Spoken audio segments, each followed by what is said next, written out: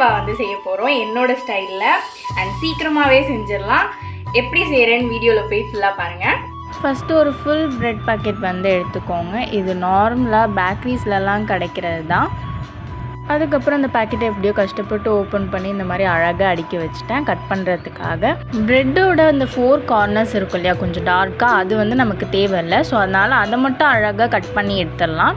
எடுத்து அது எல்லாத்தையுமே நான் வந்து பத்திரமா வச்சுருக்கேன். அண்டு நெக்ஸ்ட்டு நம்ம எடுத்து வச்சுருக்கிற ப்ரெட் எல்லாத்தையும் இந்த மாதிரி ஃபஸ்ட்டு 2 பீசஸாக வந்து கட் பண்ணிவிட்டு அதுக்கப்புறமா 4 பீசஸாக அதை வந்து கொண்டு வந்து இந்த சைஸில் வந்து அதை கட் பண்ணி வச்சுக்கோங்க. அப்போ தான் நம்ம அரைக்கும் போது கொஞ்சம் நல்லா மிக்ஸ் ஆகும்.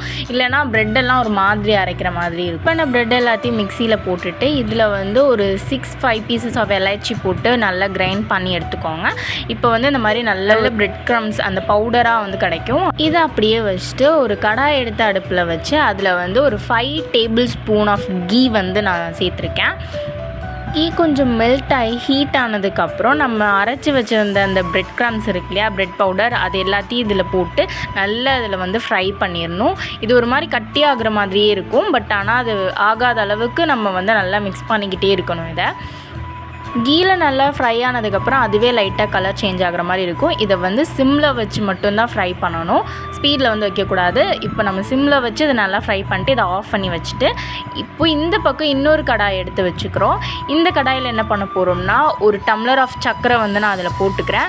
இதில் வந்து உங்களுக்கு எவ்வளோ சுகர் தேவையோ அவ்வளோ வந்து போட்டுக்கலாம். ஆல்ரெடி ப்ரெட்லேயும் வந்து சுகர் வந்து இருக்கும். நான் எடுத்துருக்கிற ப்ரெட்டுக்கு தேவையான அளவுக்கு ஒரு டம்ளர் வந்து சர்க்கரை எடுத்திருக்கேன். இதோட மெஷர்மெண்ட் என்ன, 1 டம்ளர் சர்க்கரை எடுத்துருக்கீங்கன்னா 2 டம்ளர் தண்ணி வந்து இதில் ஆட் பண்ணுற மாதிரி இருக்கும். மெஷர்மெண்ட்காக எந்த கப்பால் நீங்கள் சர்க்கரை வந்து போடுறீங்களோ அதே கப்பால் 2 டம்ளர் வாட்டர் வந்து நீங்கள் மிக்ஸ் பண்ணிக்கலாம். அண்ட் இதை வந்து போட்டதுக்கப்புறம் இந்த மாதிரி அந்த லைட்டாக மிக்ஸ் பண்ணிங்கன்னா அந்த சர்க்கரைலாம் வந்து நல்லா மெல்ட் ஆகி இந்த மாதிரி லைட்டாக பாயில் ஆகும் அந்த வாட்டர். அந்த டைமில் நம்ம ஆல்ரெடி இந்த கீயில் ஃப்ரை பண்ணி வச்சுருந்தோம் இல்லையா, அதை எடுத்து இதில் மிக்ஸ் பண்ணிக்கிறோம். இந்த டைமில் ஒன்று நான் ஃபஸ்ட்டே காட்ட மறந்துருப்பேன். இது என்னென்னா வீட் ஃப்ளாரை வந்து ஒரு 3 ஸ்பூன் வந்து கீயில் ஃப்ரை பண்ணி அதை வந்து தண்ணியில் நல்ல லிக்விடாக வந்து பண்ணி வச்சுட்டு அதை வந்து இதில் ஊற்றணும். அப்போ ரொம்ப சாஃப்டாக இருக்கும் ஹல்வா. எல்லாத்தையும் மிக்ஸ் பண்ணிவிட்டு இப்போ தான் நம்மளோட முக்கியமான பார்ட். இப்போ நல்லா நம்ம மிக்ஸ் பண்ணி விடணும். ஏன்னா அது வந்து அடி பிடிச்சிடும். நிறைய இது வந்து இந்த ப்ராசஸில் இருக்குது.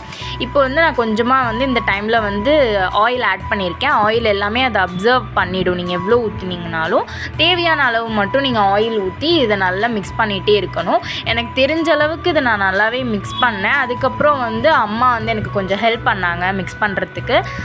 நான் வந்து நார்மலாக வந்து மிக்ஸ் பண்ணிவிடுவேன். இந்த மாதிரி வந்து மிக்ஸ் பண்ணுறது வந்து இது மாதிரி பண்ணால் அப்போ தான் வந்து ஒட்டாமல் வந்து ஹல்வா வரும் அப்படின்னு சொன்னாங்க.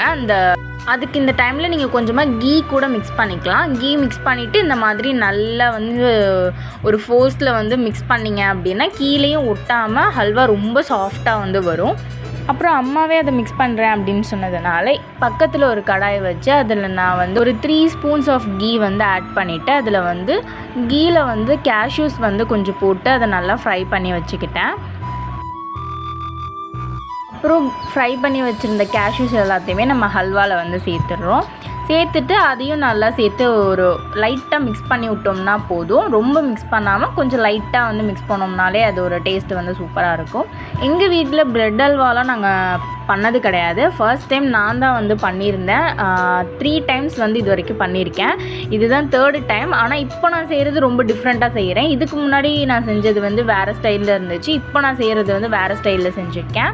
இந்த மிக்ஸ் பண்ணுறதுக்கு மட்டும் அம்மாவோட ஹெல்ப்போடு இந்த ஹல்வா வந்து சூப்பராக செஞ்சு முடிச்சாச்சு.